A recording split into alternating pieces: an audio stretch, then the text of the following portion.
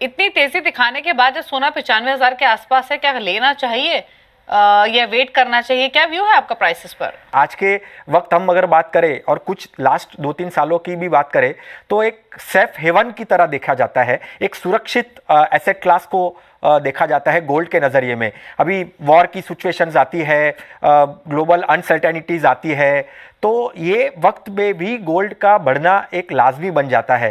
तो डेफिनेटली मेरा कहना यहाँ पे ये है कि लेवल्स को ज़्यादा मत देखिए। आपका अगर लॉन्ग टर्म इन्वेस्टमेंट व्यू है, देखिए ये जो कोई भी एसेट क्लास, अगर हम इक्विटी की बात करते हैं या गोल्ड की बात करते हैं, हम हेज अगेंस्ट इन्फ्लेशन के बारे में सोचते हैं जब हम गोल्ड में निवेश करते हैं, तो अगर गोल्ड में हमको निवेश करना है और अभी कुछ दिनों पहले 1 लाख टच करके आया और वो 1 लाख टच करने के बाद अब जब 95,000 96,000 के आसपास है तो कुछ करेक्शन आया है। मुझे लगता है ये करेक्शन एक अपॉर्चुनिटी है, बट कब अपॉर्चुनिटी है कि मैं उसको यहाँ से एटलीस्ट 5 साल तक देखता हूँ, क्योंकि मैं अगर शॉर्ट टर्म व्यू देखूँ गोल्ड का तो मुझे लगता है वॉलेटिलिटी बनी रहेगी, अप एंड डाउन बना रहेगा, क्योंकि एक बड़ा माइलस्टोन होने के बाद मुझे लगता है कि वॉलेटिलिटी डेफिनेटली आती है एसेट क्लास में। ये इक्विटी से भी होता है और गोल्ड से भी होगा, बट हाँ कंसर्न अनसर्टेनिटीज बनी हुई है और वो केस में गोल्ड डेफिनेटली और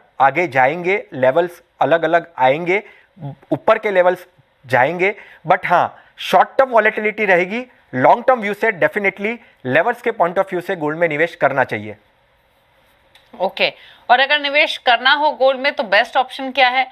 हाँ, आपके पास फिजिकल कॉइन्स या गोल्ड बाय करने का भी तरीका है। गोल्ड ईटीएफ्स बाय कर सकते हैं, सोवरेन गोल्ड बॉन्ड का भी एक टूल रहा है इन्वेस्टर्स के पास। बेहतर तरीका कौन सा है सोने में निवेश करने का? लोग ज़्यादा फिजिकल गोल्ड की तरफ नहीं जा रहे हैं।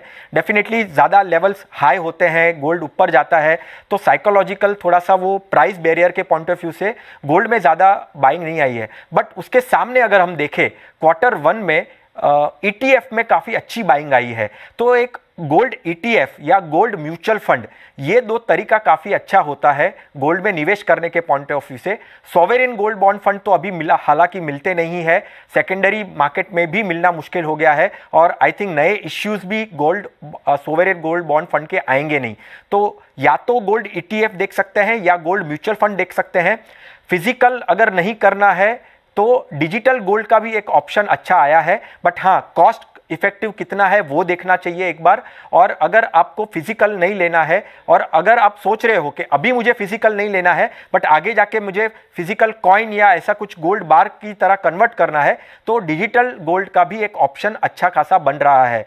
तो आपका जो एक इंटेंशन क्या है, अगर आप इन्वेस्टमेंट प्योरली देख रहे हैं तो डेफिनेटली आप गोल्ड ETF या गोल्ड म्यूचुअल फंड जो गोल्ड प्राइजेस को ट्रैक कर कर आपको रिटर्न्स दे सकते हैं वो देख सकते हैं। ओके, अच्छा एक चीज़ और, एक हम लॉन्ग टर्म पोर्टफोलियो की बात करें तो कितना कॉम्पोजिशन या कितना परसेंटेज कॉम्पोजिशन गोल्ड का होना चाहिए? और दूसरा ये आगे का फ्यूचर या फिर आगे का प्राइस आउटलुक आपका क्या है गोल्ड पर?